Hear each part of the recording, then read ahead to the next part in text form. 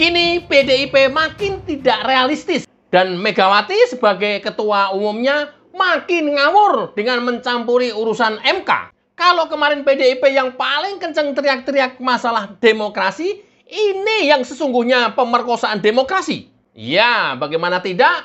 Megawati berkirim surat ke Ketua MK untuk memberikan pengaruh sebelum pembacaan putusan gugatan Pilpres di Mahkamah Konstitusi. Kalau sudah begini, siap-siap rakyat menghukummu. Ya.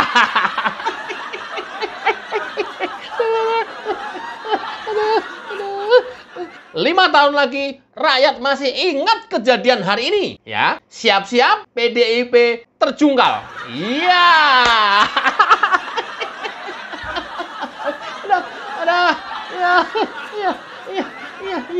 Ya. Simak moncong putihnya. Iya.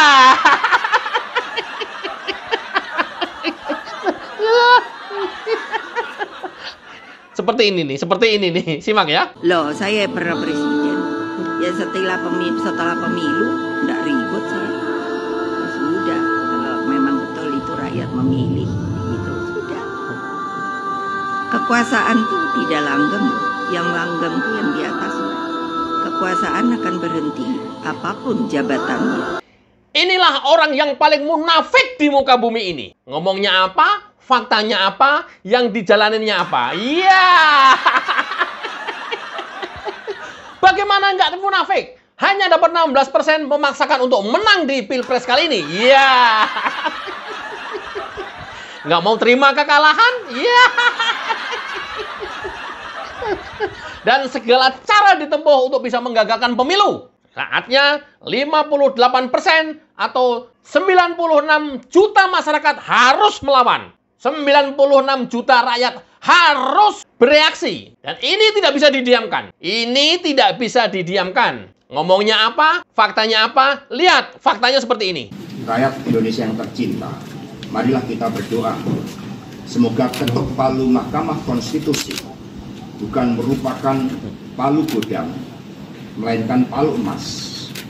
Seperti kata Ibu Kartini pada tahun 1911, habis gelap terbitlah terang. Sehingga fajar demokrasi yang telah kita perjuangkan dari dulu timbul kembali dan akan diingat terus-menerus oleh generasi bangsa Indonesia. Amin ya rabbal alamin. Hormat saya, Megawati Soekarno Putri, ditandatangani merdeka, merdeka, merdeka. Merdeka, merdeka, merdeka. Apanya yang merdeka? Wong sebelum putusan MK, kamu sudah menyurati ketua MK kok. Merdeka apanya? MK kan setidaknya secara psikis dia tertekan. Gimana? Apanya yang merdeka? Siapa yang memperkosa demokrasi? Siapa yang memperkosa demokrasi kalau seperti ini? Hah?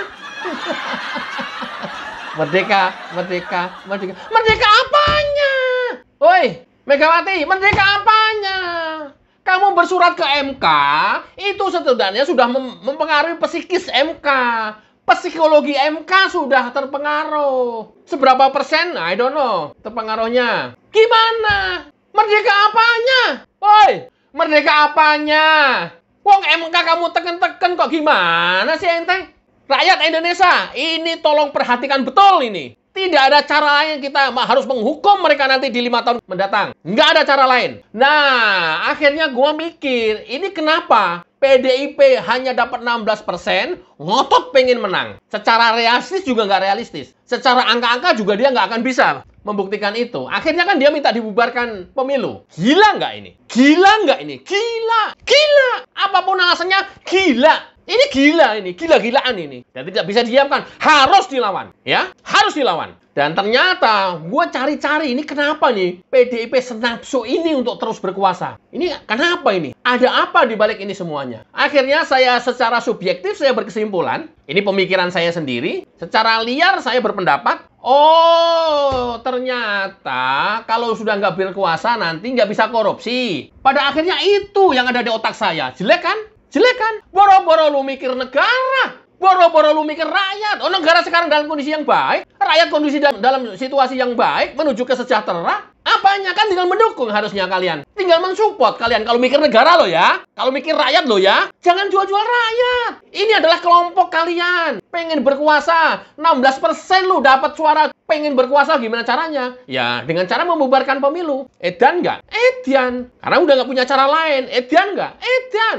Setelah gua selidik-selidik, gua hubung-hubungkan sendiri versi saya. Oh, ternyata dia nanti kalau dia nggak bisa berkuasa, dia nggak bisa korupsi. Kan negatif kan akhirnya saya. Betapa tidak, sepanjang PDI berkuasa, ini adalah rentetan daftar kader PDIP yang terjerat korupsi. Saya akan putar secara cepat saja, saya bacakan secara cepat. Tapi ini adalah jejak digital yang tidak bisa dihilangkan begitu saja dan terus ada di ingatan masyarakat. Kasus-kasus korupsi yang dilakukan oleh kader-kader PDIP. Pantes ngotot banget. 16% kok ngotot itu. Dari mana dapatnya? Saya nggak bahas satu-satu, lebih cepat saja. Tapi bahwa ini adalah jejak digital kader-kader PDIP yang melakukan korupsi. Dengan berbagai status ya.